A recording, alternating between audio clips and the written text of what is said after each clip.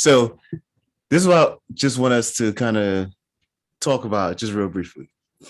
Today, the USA played Canada, and the score really doesn't even tell the true what really happened in the game, because the USA was just completely dominated by Canada, and Canada won 2-0.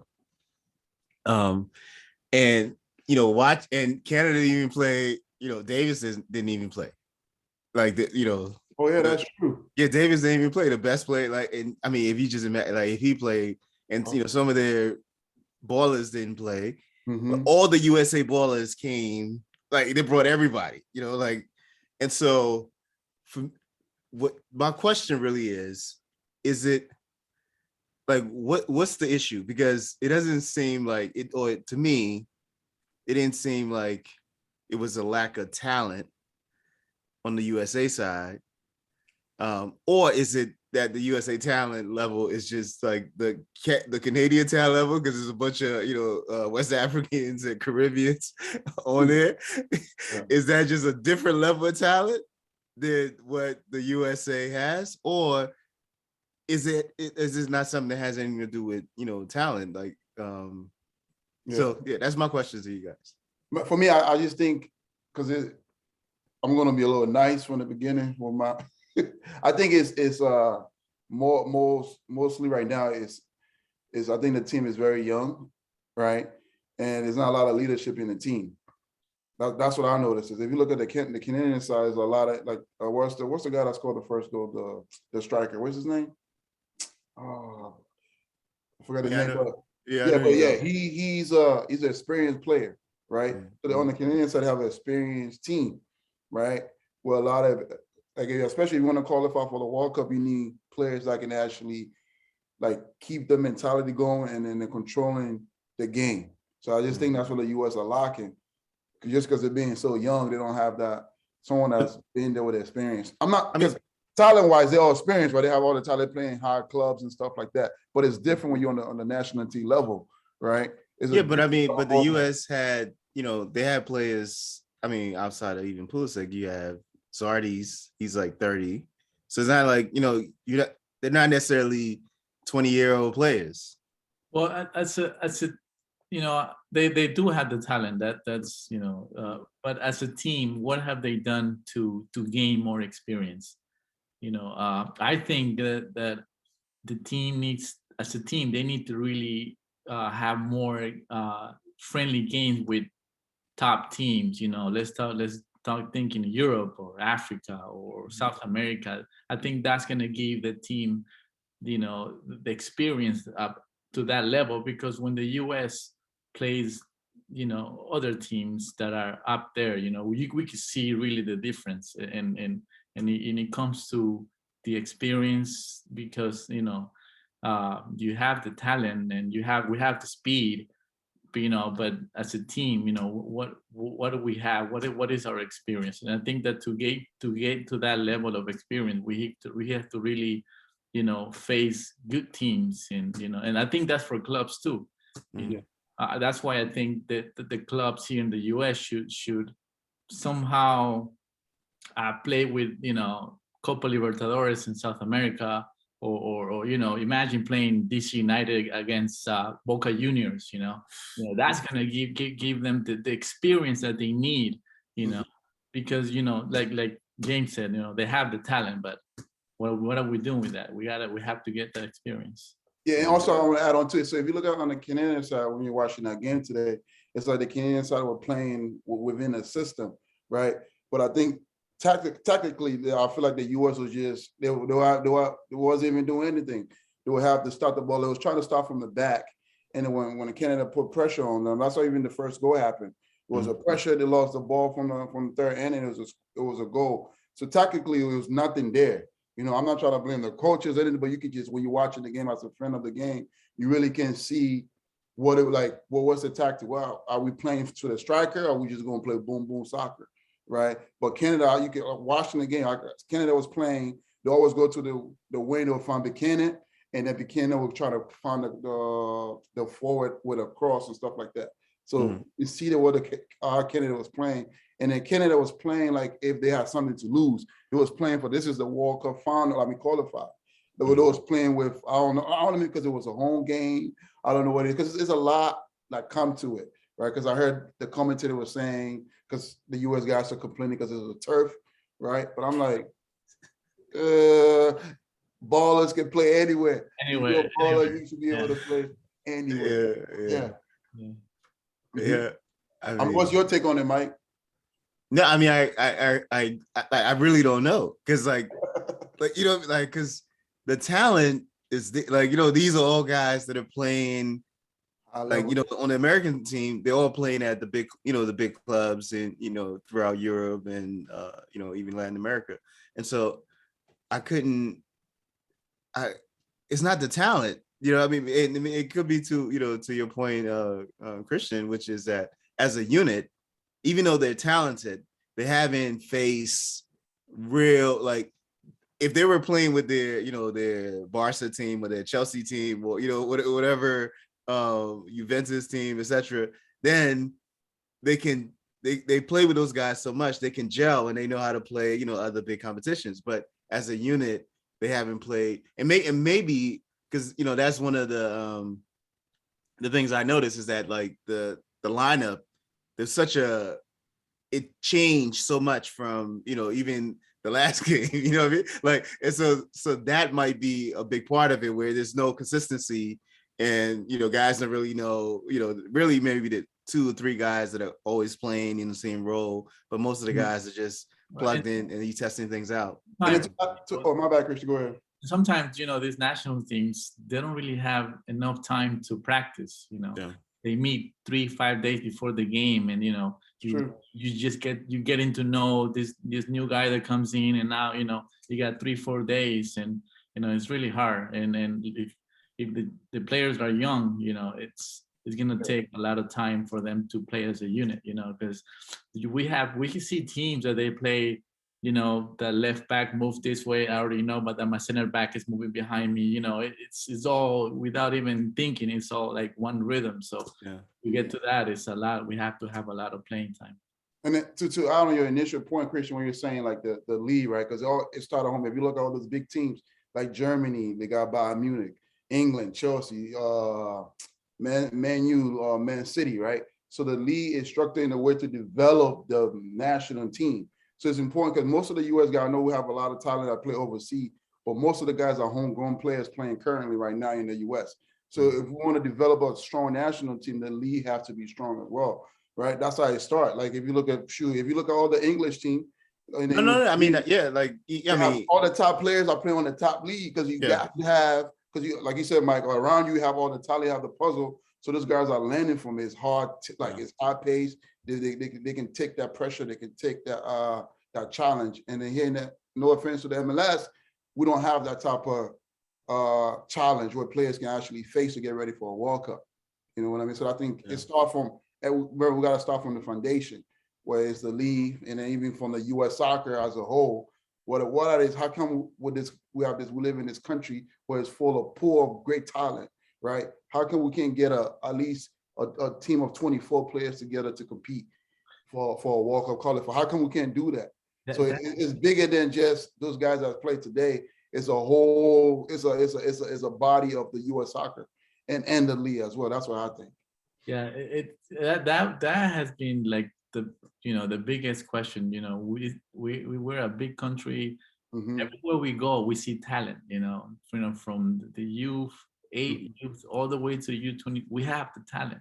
You know, anywhere. You know, and I think this is that we don't have. We don't have the experience to go, and we're not facing enough challenges to get us up there, because we do have the talent. You know, I really, when I go out there and I'm either coaching or just watching, I just sit there and, you know, you go to colleges, you see talent. You go to universities, you see talent. You know, anywhere you go, you see talent. So we do have the talent. Could it? I mean, actually, now that I'm thinking about it, could it be because of that? Do you know what I mean? Because it's such a big country and there's so much talent that it's kind of hard to pick the right talent. You know what I mean? Like, so like the right talent does not get picked. because it's so big. Like, so You if you can't say think that about though, it, but Mike, what about Brazil? Brazil is huge. yeah, Right? but You know, Brazil's you not can't 300. It's not 300 million. And you But know, it's a soccer nation, so it's more talented. and, Right, so Yes. soccer pool is huge compared to the U.S. Because U.S. remember we have No, football, yes, right, yes, so it's yes. huge. But it's Right. also a nation that like they've had a lot of training in developing the eye for talent and how to develop the talent, right? That way. Whereas here, what I'm saying is like, so because the reality, like, so Christian's point, right? Mhm. Christian's been playing the game since, I mean, we haven't gotten into his story, but he's been playing the game since he was a baby, right? yeah, So he has a nuanced understanding of talent, right? So he's not just looking at a kid that can kick the ball far, or the kid that's strong, or a kid that can maybe do one scissors or whatever it is, and say, "Oh, that." No, when he see a kid and he says that kid is talented, that's another level of talent. Now, what you have in the U.S. is the people that are making the decisions, the scouts, the folks that are making decisions on ODP, national pool, et cetera, that's not their background. Yeah, For the most part, yeah. the people are American, like, American born. They started playing when they were, I don't know, maybe 8, 9 or whatever it is. They really love the game. They follow it a lot, etc. But they don't have that nuanced understanding. It would be similar to, like, in Guatemala, somebody's taking a pool for basketball talent. Yeah, I mean, you kind of have an idea, but you don't really know. And so you end up picking somebody because they're tall for basketball. Yeah. As opposed to, you may have a kid that can, like, move a Guatemalan Iverson, you know what I mean? But you're not going to pick him. You're just going to pick the tall guy. And so what I'm saying is, I think that could be a big issue here, where the talent selection, because that is the thing, like, to Christian's point, I mean, we all talk about it all the time. We see all these talented kids and guys in that age range, right? So maybe like 17 to 25, extremely, like, ballers. Yeah. I mean, like, ballers. They're not getting the look. Mm-hmm. But the other guy that's, like that, he may be big or strong or whatever it is. Oh, that's the one that we need. What are we doing? And so, to me, I mean, that, because the nations, the countries, who have this, like, even smaller countries, the Germanys, the France, UK, etc. All these places, they're smaller and it's more targeted, obviously, and they have this nuanced understanding. So they're not just looking at somebody that can do X. They've had so many tries at this, so that now when they see somebody, like, okay, that's a real talent, we need to nurture this talent and pull them up the string. So I mean, I think that could be part of the issue, which is that there is a lot of talent, but it's the gatekeepers that are not letting in the right talent to feed in, to create this base. I think that's the question we should actually be talking about, because I agree upon, like, a little bit what you're saying, like, where it's not like Brazil, where Brazil, like, most, like, for generation, we didn't know what talent is from Pele to now, right? What talent in the US, we just figuring out what talent is. You can in the US, you can identify a Michael Jordan or Tom Brady in American football and basketball, right? It's easier because it's a culture kind of sport, right? But soccer is coming to that point, right? But nowadays we live in an era where we have a lot of technology. US, even though it's not a soccer nation, but the US have the US Soccer Federation, right? It's not like a Liberia, where I'm from, where it's a small country where, like the federation don't have a big pool, right? So we have support, we have revenue where we can actually hire someone that can actually, if we don't know that experience, we can hire someone that can actually do that for us, right? So that's the point. So it's not like, yes, I agree, we're not a soccer nation, but we live in an era now where we can actually have, even if we want to use technology to help us discover players, we can do that nowadays, right? It's either we want to move forward or we want to move backwards, because watching that game today, it's like we're moving back to 2018 when they missed the World Cup again. It looked kind of scary. If you're a U.S. soccer fan, you're like, yo, what's going on? You know what I mean? It is that they have to play Mexico next. in Mexico City. Oh, Yeah, that's gotta, you know what I mean? Yo, especially how Mexico is doing lately. I know it's gonna be a crazy game in Mexico City. And then I think they also got to play Costa Rica too, I think. Right? Oh, yeah, no, we definitely have the resources here. No, we Yes. have the money, we have the technology, and Yes. I think that we have the, and I think that goes to your point, Mike. Maybe the selection process is not, is who's doing it, how are we doing it? Why are we picking this guy and not this guy? I think that may be the what we should be asking ourselves, because we have the talent, resources, technology, fields, Yeah. places like Germantown soccer field, man. I'm like, whoa, you got, build me a house here. I don't even go, I need, I could live here, around 20. I cut the grass, Yeah. So we It's have the crazy. resources, man. It's just that we but I think that we're moving, we're progressing, when we look back at 15, 20 years, I think that we are progressing, we are moving forward. Yeah. And I think, maybe I think the next World Cup is going to be here. Yeah, 2026. 2026, Yeah. that should bring that, that should help. Yeah. Yeah, I mean, yeah, I'm hopeful. I'm hopeful that the spotlight, and just for clarity, because this comes up every now and then. What we're talking about right now is the U.S. men soccer team, right? We're not talking about the U.S. women's soccer team. We're dominating there. Yeah, exactly. So what we're talking about right now is we're talking about the U.S. men. And so actually, I mean, which is another point, that how come the selection process for the U.S. women's, and I mean, because I've heard both sides, right, where they argue that it's similar, the selection process, and the women that are being pushed for U.S. women's soccer are not necessarily the most talented. We've gotten away with it, but that's not going to continue, and we're going to suffer because some people are not being added to the the roster, the national team, and those kind of things. Mm-hmm. And so I mean, I don't know the way around it, how to address.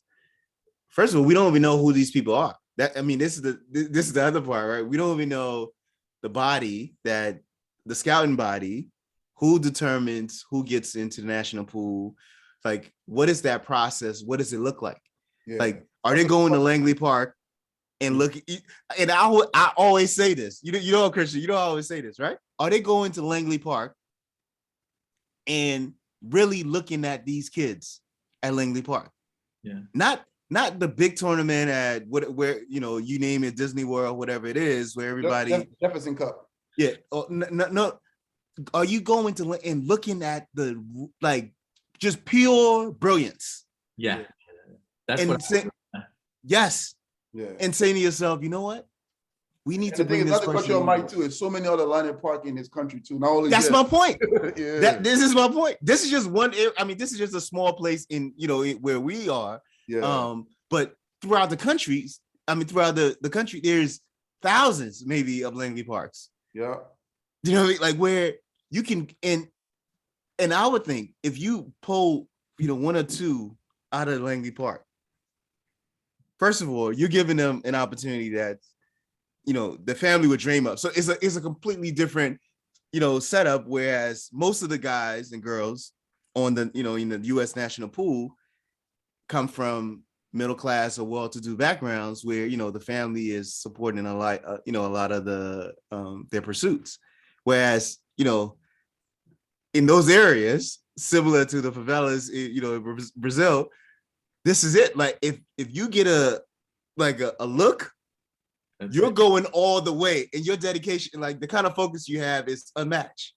And that is it's an important factor with these kids. You mentioned Langley Park. If you pick one or two from Langley Park here in Maryland, and you pick two from Virginia and two from different places, now you got 100 people that are hungry to make it. Because like you say, they're coming from a low income family, you know, and they, you know, you tell them be here at 6 a.m. They're at 5 already. They're ready to Yes, go. And facts. that to me, you know, as a coach, when I see somebody that gets there before me, because I usually get there 20 minutes early before practice, and I see players already ready to go. I'm like, wow, you know, you really want to get there, you know? Yeah, it's different. Yeah. Is I mean, you know, that's a whole nother piece. But that's my point is just that, you know, we don't know who this selection committee. I mean, I've spoken to some of these people, but it's always just like, oh, you know, they're waiting to go to this big tournament to check. I'm like, what? What are we doing? So like literally a kid needs to be on a big team and, you know, put in some central role for you, and you're the one. And they're not even the decision maker. Like they're gonna make a note and then give it to somebody, and then there's a follow up. And so I think that's where maybe the breakdown is. And of course, it's easy to blame the coach, you know, the national team coach, et cetera, but they're working with what they have, you know. So yeah. And also, I think what Christian mentioned too. I think we are progressing forward, right? How like the MLS do the homegrown players and stuff like that, where they're focusing on the young talent. But I think that we should even focus on even when they're even younger than that, right? Not 18 and stuff like that. We should focus when they're 6 years old. That's when U.S. soccer should start looking at those kids when they're 6 years old. You start like, because that's what everyone else is doing around the world. Yeah. Like, look at players when they're 6. When you see that kid have some type of potential, some type of skill, like he's ready to ball, you start building from there. Then DC learners start looking at 6-year-old. Don't get the kids when they're like 16, 18. Then you're calling them a homegrown player. It's not really a homegrown player. The kid is just developed, you know what I mean? But if we want to grow as a country, we got to start looking at like the body of soccer, of U.S. soccer, have to start focusing on those age everywhere. You know what I mean? And I think that's how we can grow. As a whole. Yeah, man. I mean, there's a lot of talent. We have to do better. There's a lot of talent. There's a lot of talent untapped. There's a lot of talent on that national team. Mm-hmm. And you know, maybe they need to play more together. Like maybe they need to do a camp. Like, you know, a lot of these great countries have done it. Like where I don't care what professional team you're on, you have to come in for 3 weeks, and everything's shut down. Like from the entire public, you're in this secluded camp and you're just balling. And everybody's, you know, you're building rapport with each other, et cetera, because I mean, I know it's crazy. That's what Germany did when they in 2014. They went to Brazil, set up to build a whole facility. Before the World Cup started. That's what they did. Yeah. Like they went maybe 6 months ahead, I think. Wow. Yes. If you want it, you gotta get it. You gotta go. So, no, I mean, this is this is the thing. Like these people, like 7-1. Yeah, it was ready. Yeah, they won the whole day. It's not like, I mean, to win the World Cup, you know what I mean? like it's not easy. You know what I mean? Like this is not like, I mean, to win any, you know, national, even like, you know, win the NBA finals is a big deal, et cetera, but the World Cup, it takes more than just talent. Individual talent, you know what I mean? Like it takes a whole bunch. It's crazy anyway. And another thing too, especially in a region where the U.S. are competing right now, right? We should be able to dominate. I mean, of course, Mexico is good, Costa Rica, sometimes Panama, but the U.S. should be able to dominate, like consistently dominate. I understand if you get to the World Cup and you compete with those big dogs who can be like, okay, right? But we have to dominate. And also, even though I'm being very critical about the men's side, right? But I also got to get in kudos as well. Not being a soccer nation, right? And then we're still developing players that are playing the big clubs like Chelsea, like Juve and stuff like that. We also got to give kudos to those guys because it's not that easy to get that far as well, right? So like we can see, we do have the talent. We can get players to Chelsea. We can get players anywhere. But now, how can we do as a team, as a country, as a national team? That's the focus. And then, like I said earlier, the focus is it have to be early. It got to be early. It have to be early. And I don't know, maybe with the MLS and the U.S. soccer body, we got to build a relationship somehow, right? Just like the EPL when it started, I think in 2003, right? The countries in England, they came together and said, oh, hold on, right? They did. They came together. Yeah. Took over the league, did the league so well. Now it's the best league in the world, right? So the country and the league have to come together somehow and make this happen if we want to be like the Germany 7-1 Brazil, right? Yeah. And that's how it got to be. 7-1. I know. I'm watching that Neymar stuff. Oh my God. Sorry, DB, if you're watching this, I'm sorry. I mean, Yeah, it's crazy. Oh, you watching the Neymar documentary? Yeah. And Where is it? It's on what, Netflix? it's on Netflix. And I then haven't watched it yet. they talk about that 7-1 again. It was. I mean, I saw that game in real time. I did too. I was like, Oh, you was there?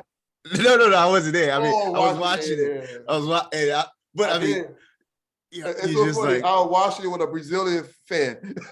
oh my, no, it was crazy. wow. You know what it reminded me of? Brazil did the same thing to Nigeria in '98.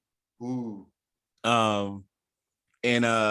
But it wasn't set. It was 5. It ended up being 5-1. And I think it was really 5 or 10-0. But then at the I don't know, the 80-something minute, Kanu, got a boy score. And I remember my mom was so excited. Like, she was like, thank you. At least somebody has some kind of sense, because this is ridiculous. You know what I mean? Yeah. I was like, yeah, but I mean, that's gonna go down forever. That Germany. That's 7-1. I think it's the most goal. No, I mean, that was crazy, especially against Brazil. Yeah, In Brazil. In Brazil. In Brazil, yeah. Yeah. In Brazil.